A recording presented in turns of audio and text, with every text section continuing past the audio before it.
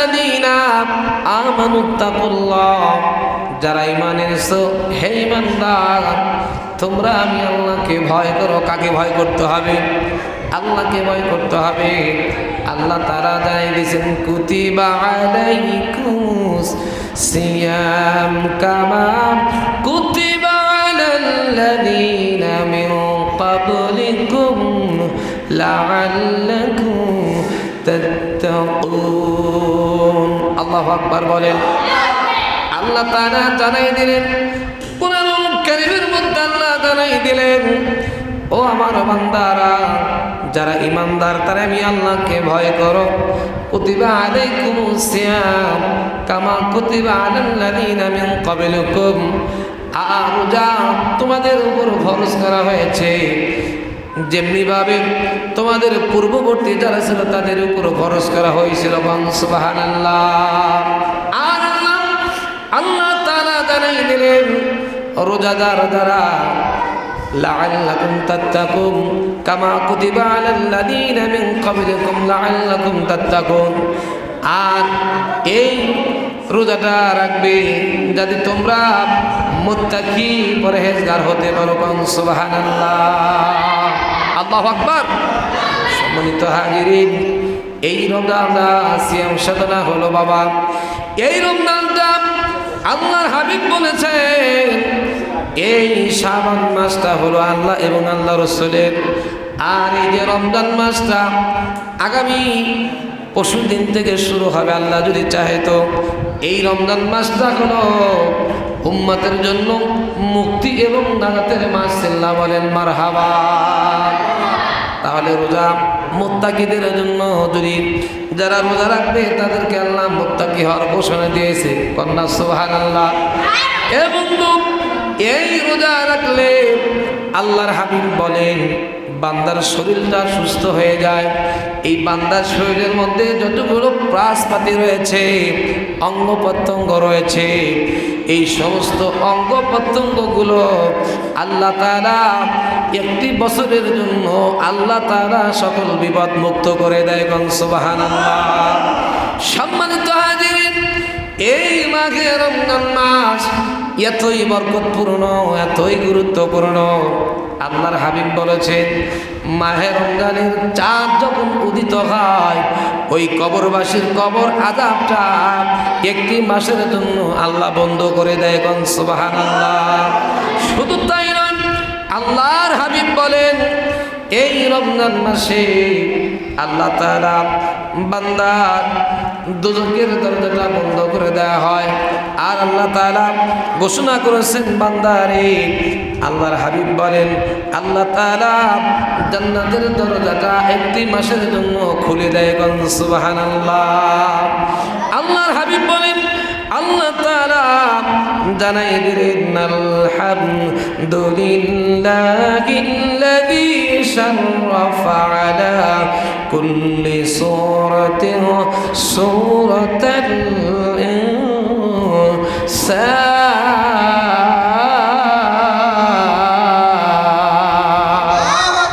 আল্লাহর হাবিব বলেন আল্লাহ তাআলা জানাই দিলেন বান্দারে প্রতিটি আকৃতির উপর মানব আকৃতির শ্রেষ্ঠত্ব আমি দান করেছি। কন্যা সুবহানাল্লাহ। সে আল্লাহর সকল প্রশংসা যিনি পাপ মার্জন রূপে রমজানকে অন্য মাস তুলনায় প্রাধান্য দিয়েছে। কন্যা সুবহানাল্লাহ। মানুষের পাপ মার্জন করার জন্য, মানুষের গুনাহ মুছার জন্য, গুনাহ মাফের জন্য অন্যটি 11টি মাস রয়েছে।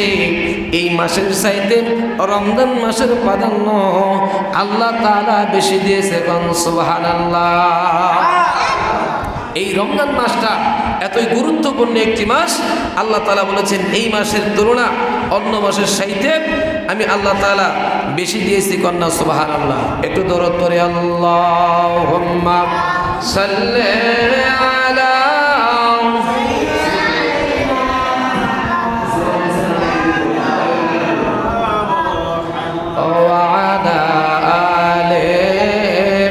سيدنا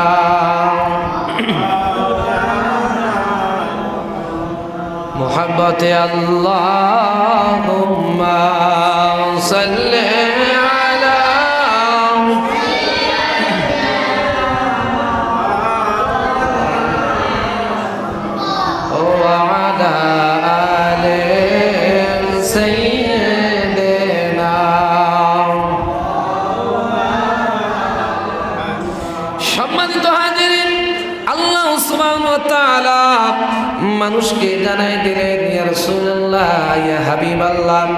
আপনার উম্মতদেরকে আপনি জানিয়ে দেন আইয়ুহান নাসু ফা'লামু আন্নাল্লাহা তাআলা কুতিবা আলাইকুমুস সিয়ামু ফাজআলাহু সিহহাতাল লিল আবদান। আল্লাহু আকবার। আল্লাহর হাবিব বলেন, আল্লাহ তাআলা জানাই দিয়েছেন, ও আল্লাহর হাবিব আপনি বলে দেন, হে মানুষ, আল্লাহ তোমাদের উপর রোজা ফরজ করিয়া দিয়েছেন, এতে করিয়া তোমাদের সুখী স্বাস্থ্য এবং জিহ্বা ও অন্তঃকরণ পাক সাফ হইবে। সিল্লা বলেন মারহাবা। সম্মানিত হাজিরিন, রোজা যদি আপনি রাখতে পারেন একটা মাস, এই যে জিহ্বাটা আছে, আপনার মুখ আছে, শরীর আছে, এটার কিন্তু পবিত্রতার একটা মাধ্যম আছে, আছে কিনা? আল্লাহর হাবিব বলেন, এই একটা মাস যে রোজা রাখবে, এই গোটা দেহটাকে আল্লাহ তাআলা নিষ্পাপ বানায়া দিবে। সুবহানাল্লাহ কোন। সেই জন্য আল্লাহ বলেন, ও দুনিয়ার মানুষ, রোজা তোমাদের উপর ফরজ করা হয়েছে, যেমনি ভাবে তোমাদের পূর্ববর্তী যারা ছিল তাদের উপরও ফরজ করা হয়েছে। আর আল্লাহ তাআলা জানাই দেন, ইয়া আইয়ুহাল্লাযীনা আমানুত্তাকুল্লাহ, আমি আল্লাহকে ভয় করো যারা ঈমানদার। সুবহানাল্লাহ কোন। এবং এর ব্যাখ্যায় যদি আপনি করতে যান, আল্লাহর ভয় যারা করবে তারা হলো ঈমানদার, তারা রোজা রাখবে। সুবহানাল্লাহ কোন। আর যারা রোজা রাখবে না, বেরোজাদার, আল্লাহর ভয় তার মধ্যে নাই, সে যত ইবাদত করুক না কেন, শরীরের সামর্থ্য থাকা অনুযায়ী রোজা রাখা সম্ভব কিন্তু সে রাখে না। এই ব্যক্তি যদি কোনো দোয়া করে, এই ব্যক্তির দোয়া কিন্তু আল্লাহর কাছে যাবে না। তার কারণ হলো আল্লাহ তাআলা বলেছেন, ইয়া আইয়ুহাল্লাযীনা আমানুত্তাকুল্লাহ। আল্লাহু আকবার। কুতিবা আলাইকুমুস সিয়াম কামা কুতিবা আলাল্লাযীনা মিন ক্বাবলিকুম লাআল্লাকুম তাত্তাকুন।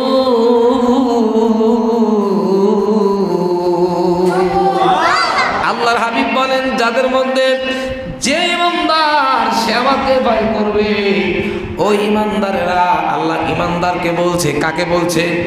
আল্লাহ ইমানদারকে বলছে, রোজা তোমাদের উপর ফরজ করা হয়েছে, তোমরা আমাকে ভয় করো। সুবহানাল্লাহ কোন।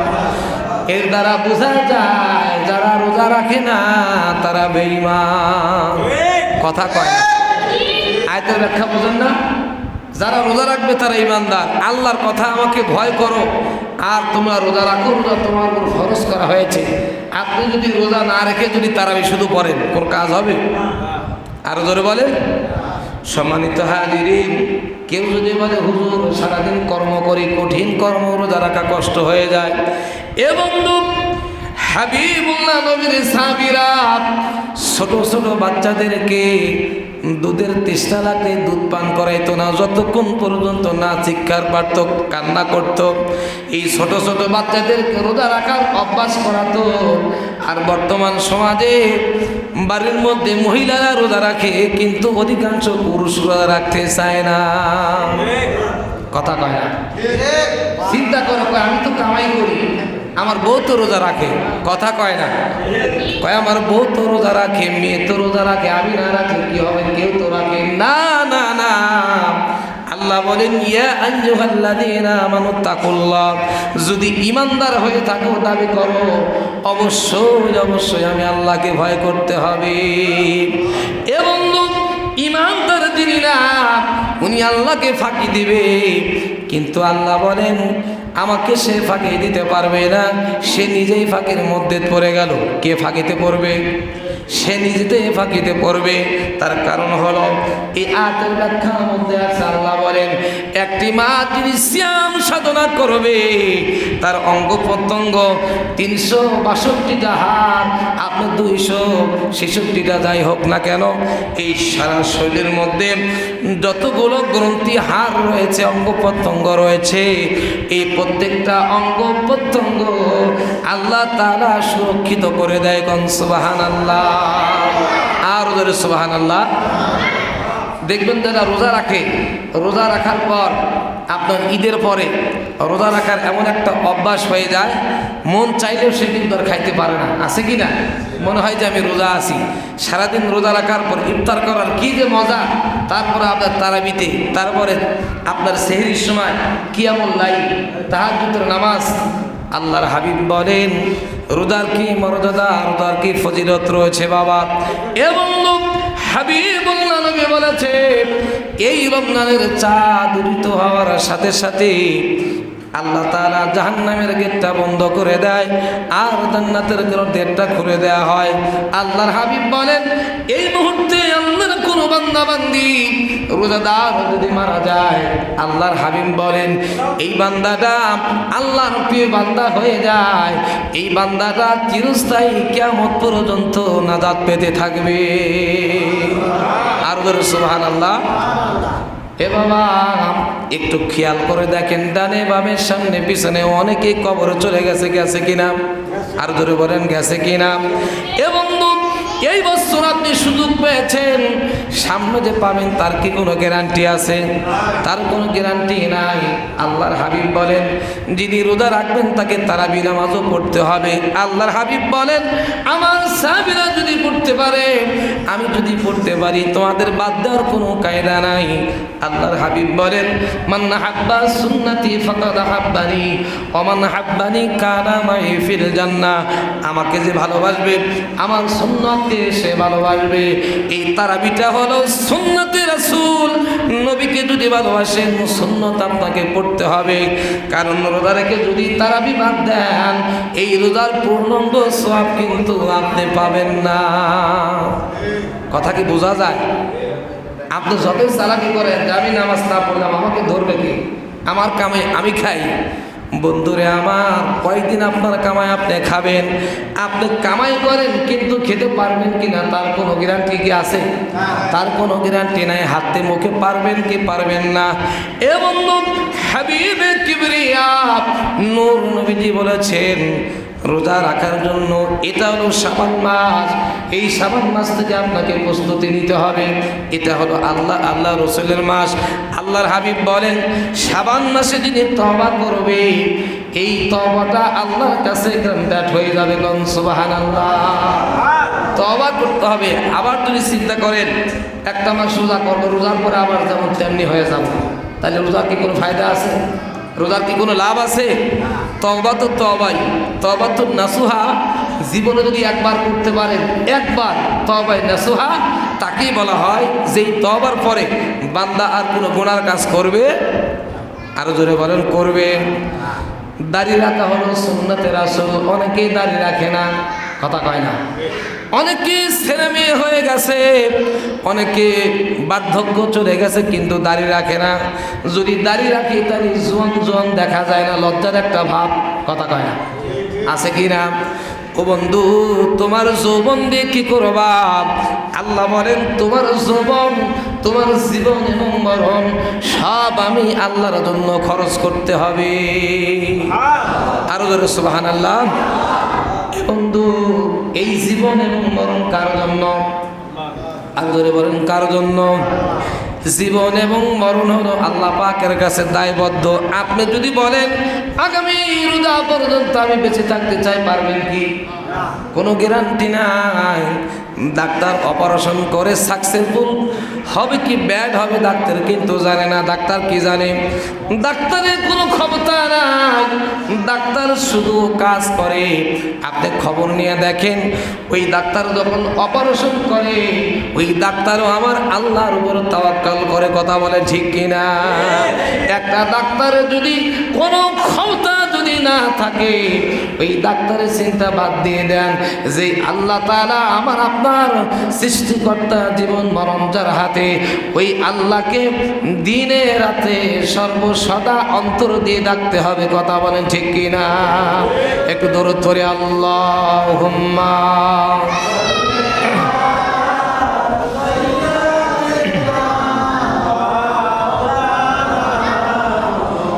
وعلى آله।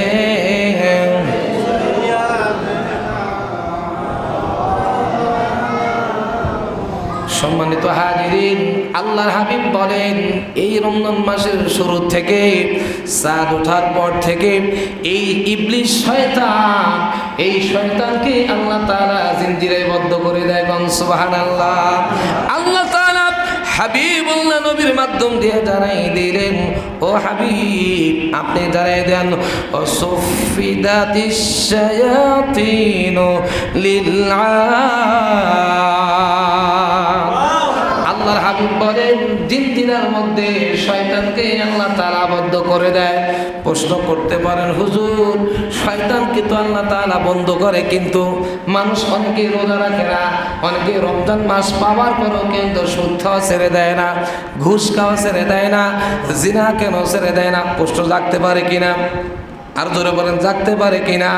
আল্লাহর হাবিব বলেন একটা মানুষের মধ্যে 13টা জানোয়ারের স্বভাব থাকে। কয়টা স্বভাব থাকে? আল্লাহর হাবিব বলেন এই স্বভাবগুলো আপনার ততক্ষণ পর্যন্ত যাবে না যতক্ষণ পর্যন্ত আপনি হালাল খাবার না খাবেন। আপনি যদি হারাম খাবার খান, আপনি কোরআনের হাফেজ হলেও আপনি শয়তানি বাদ দিতে পারবেন না। আল্লাহ তাআলা বলেন যে নামাজ পড়লে ইন্নাস সালাতা তানহা আনিল ফাহশাই ওয়াল মুনকার, নামাজ মানুষকে পাপ থেকে বাঁচায় দেয়। হুজুর আওয়াজ করে কোরআনের আয়াত, কিন্তু নামাজ পড়ার পরে তো সুদ খায়। আছে না? আছে কিনা?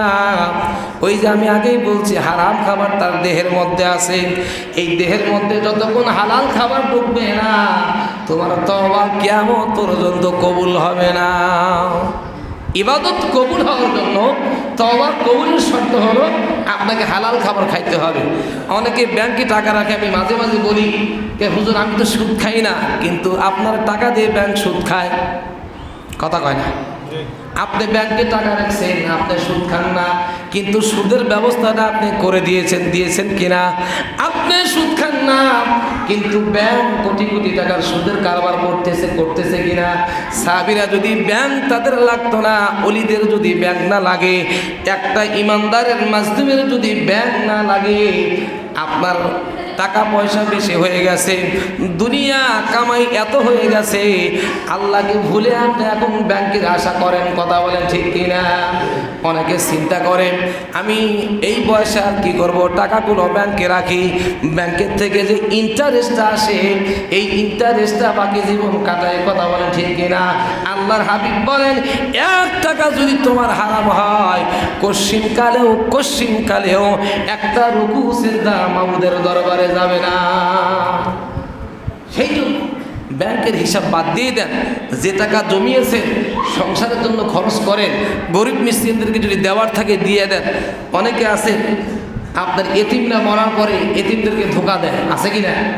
এতিমদেরকে ধোকা দিয়ে তাদের কাছ থেকে সম্পদ লিখে নেয়।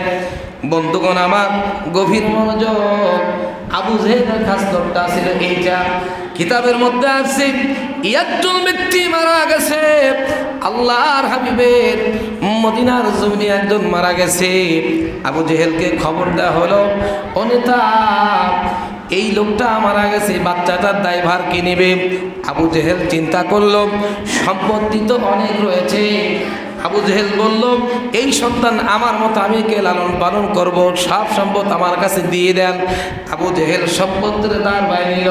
ছেলেটা যখন বড় হয়ে গেল, আবু জেহেল বলল যাও যাও বিদায় নাও, এই সম্পদ তো আমার কন্যা। নাউজুবিল্লাহ। তাকে দিল না, তাকে ধোকা দিল। সেই জন্য যারা সম্পদ মেরে দেয়, অন্যের হক নষ্ট করে, এরা হলো আবু জেহেলের খালাতো ভাই। কার ভাই? আবু জেহেলের খালাতো ভাই। একটু চিন্তা করে দেখেন, সামনে রমজান মাস, রোজা রাখবো, আমি তওবাটা করতে পেরেছি কিনা, আমার দ্বারা কেউ কষ্টে আছে কিনা? আমি রোজা রাখলাম কিন্তু আর একজন পাশের বাড়িতে কান্দে চোখের পানি ফেলে, তোমার কিয়ামত পর্যন্ত রোজা করে কোনো কাজ হবে না। রমজান মাস সামনে আরেকটা দিন আছে, যদি কারো কাছে বেয়াদবি করেই থাকেন, কাউকে কষ্ট দিয়েই থাকেন, তার কাছ থেকে মাপ নেন। আল্লাহ বলছেন হকুল্লাহ হকুল ইবাদ, আমার হক হলো আমার ইবাদত, আমার ইবাদতে কমজোরি করলে বান্দা আমি মাফ করব, কিন্তু আমার বান্দার হক যদি নষ্ট করো, এই গুনাহ বান্দা না মাফ করলে কিন্তু আমি আল্লাহ মাফ করব না। কাজে আপনারা সকলেই সাবধান হয়ে যান, হুঁশিয়ার হয়ে যান। যে আলোচনা আমি আপনাদের সামনে তুলেছি, আগামী রমজান, আগামী কালকের পরের দিন হয়তো পয়লা রমজান হতে পারে, আগামী জুমার যে আলোচনা, কিছু আনুষঙ্গিক আলোচনা আমি আজকেই করে দিলাম। তার কারণ হলো রমজান জুমার দিন তো পড়ে যাবে, জুমার আগেই তো রোজা শুরু হয়ে যাবে, নাকি বলেন? রোজা থাকা অবস্থায় মাসালা শুনে যান। রোজা থাকা অবস্থায় কেউ আগরবাতির ঘ্রাণ শুকবেন না। রোজা থাকা অবস্থায় কেউ স্প্রে, সেন্ট, বডি স্প্রে যেগুলো আছে সবগুলো ডিলিট করে দেন। রোজা থাকা অবস্থায় আপনার স্বামী স্ত্রী মিলামেশা করা যাবে না। রোজা থাকা অবস্থায় যেই খাবারের সুঘ্রাণ, খাবারের হোটেলের আশপাশ দিয়ে বেশি বেশি ঘোরা যাবে না। আম্মাজান বুবুজানরা যারা পাক করবে, রোজার দিনে যারা রান্না করবে, ইমাম আজম আবু হানিফা রহমাতুল্লাহ আলাইহি বলেছেন, এই খাবারটা নুন হয়েছে কি না হয়েছে এইটা চাখার জন্য জিবার আগাতে একটুখানি নেওয়া জায়েজ আছে। স্বামী যদি জুলুমকারী হয়, স্বামী খুব রাগী, সারাদিন রোজা রেখে তুমি কে রান্না করছো, দিরু স্যাঙ্গা দিয়ে ফেলে, আছে কি না? আছে না এরকম? মেজাজ খারাপ হতে পারে কি না? সারাদিন খাবারের পরে এত লবণালা খাওয়া যায়, দিরু স্যাঙ্গা দিয়ে ফেলে। এই মর্মার্থে ইমামে আজম আবু হানিফা রহমাতুল্লাহ আলাইহি বলেছে, কিঞ্চিত জিব্বার আগা দিয়া তাও ফেলে দিয়ে আবার আপনাকে ভালো করে কুলি করতে হবে। অজুর সময় আপনার গড়গড় করা যাবে না, শুধু অজু করতে হবে, কুলি করতে হবে। তারপরে মাসালা হলো, আপনার রোজা থেকে অবস্থায় কোনো পাউডার, কোনো পেস্ট দিয়ে, টুথব্রাশ দিয়ে ব্রাশ করা যাবে না, রোজা ভাঙার সম্ভাবনা থাকে 100%। কী করতে হবে? মেসওয়াক করতে হবে। আল্লাহর হাবিব বলেন, একটা সুন্নাত যদি তুমি জিন্দা করতে পারো, 100টা শহীদের মর্যাদা কন সুবহানাল্লাহ। রোজা থেকে অবস্থায় আপনাকে মেসওয়াক করাটা জায়েজ আছে। রোজা থাকা অবস্থায় আবার অনেকে বলে যে বেশি বেশি গোসল করা যাবে না, বেশি ঘুম পাড়া যাবে না, তাহলে রোজা নষ্ট হবে। এটা ভুল ধারণা, ডাহা মিশা কথা। রোজা থাকা অবস্থায় আপনার যদি কাজ না থাকে, আপনি ঘুমাইতে পারেন, চুপ করে বসে থাকতে পারেন, পানির মধ্যে নেমে থাকতে পারেন। আপনি কি রোজা পানি কি পান করবেন? আপনি তো পান করছেন, ডাহা মিথ্যা কথা। শরীরকে প্রোটেক্ট দেওয়ার জন্য আপনি যা খুশি তাই করতে পারেন, এটা ডাহা মিথ্যা কথা, মানুষের অযথা মিথ্যা কথা। রোজা থাকা অবস্থায় অনেকে স্যাপ খেয়ে ফেলে কিনা, কয় বেশি স্যাপ খাওয়া যাবে না, রোজা ভেঙে যাবে, এটা ডাহা মিথ্যা কথা। এটা মুখের ভিতরের অংশ, ফেলা দিলে ভালো হয়। এখন যদি কণ্ঠটা শুকিয়ে যায়, এই স্যাপটা, নিজের স্যাপটা আপনি খাইতে পারেন, এর জন্য রোজা আপনার নষ্ট হবে না। থুথু কথা কি বোঝা গেছে? ওই ডানে বামে কি হলো, মাসলার থেকে বলছে কথা, মাসালা আপনাকে জানতে হবে। রোজা থাকা অবস্থায় অশ্লীল কোনো কিছু চোখ দিয়ে দেখবেন না। শ্বাসটালে পাশ দিয়ে যাচ্ছেন, এক জায়গায় সিনেমা হচ্ছে, বাজে পোস্টার লাগানো আছে, ওখানে দাঁড়াবেন না। রোজা থাকা অবস্থায় অহিতুক অনার্থক কোনো কথা বলবেন না, রোজা হালকা হওয়ার সম্ভাবনা থেকে যায়। রোজা থাকা অবস্থায় মিথ্যা বলবেন না, রোজা ভেঙে যাওয়ার সম্ভাবনা আছে। রোজা থাকা অবস্থায় সুদী ব্যবসা করবেন না, ঘুষের টাকা নেবেন না। রোজা থাকা অবস্থায় মিথ্যা সাক্ষ্য দেবেন না, কারো কোনো জিনিস না বলে হাত দিয়ে নেওয়াটা নিষেধ। দোকানে গেছেন, তারাবি নামাজের পরে কিনতেছেন আর একটা করে মুখের মধ্যে দিচ্ছেন, ভাই কত কত কত হলেই দেওয়া যায়, এটা ভালো না, ওইটা ভালো, এটা নেব না, 2 কেজি নিলে কত দিবেন, 1 কেজি নিলে কয় টাকা রাখবেন, এরকম বলতেছেন আর মুখের মধ্যে দিচ্ছেন। আসে না কিছু মানুষ, কথা কয় না, আসে না? আপনি নেবেন হলো 20 টাকার সদাই, কিন্তু আপনি 10 টাকার খেয়েই ফেলছেন মুখের মধ্যে টোকায় টোকায়। এই যে খাবারটা আপনি খাইলেন, এটা খাওয়া কিন্তু আপনার জন্য হারাম হবে। কি হবে? এই দোকানদার রাখছে বিক্রি করার জন্য, টাকা দিয়ে কিনে আনছে। এখন দোকানদার কিছু বলে না, আমার তো কাস্টমার, যদি একটু কড়া করে বলি কাস্টমার আমার আর থাকবে না। থাকবে কি? থাকবে না। এটা আমাদের বিবেক, আমাদের বুদ্ধি, আমাদের আখলাক দিদা জাস্টিফাই করতে হবে। কাজেই আল্লাহ তাআলা আমাদের সকলকে সকল বালা মুসিবত থেকে হেফাজত করুক। সকলে বলুন আমিন। আর মাহে রমজানুল মোবারকের আগামীকাল হয়তো তারাবি নামাজ পড়া লাগতে পারে, আমরা সকলে যেন তারাবি নামাজ, সকলের দাওয়াত, সকলে মসজিদের সময় মতো হয়তো এখন 8:30 নামাজ 15 মিনিট পিছিয়ে যাবে, 8টায় করা হবে। আপনারা সকলেই সময় মতো আজানের সাথে সাথে সকলে মসজিদে চলে আসবেন ইনশাআল্লাহ। আসসালামু আলাইকুম ওয়া রাহমাতুল্লাহি ওয়া বারাকাতুহু।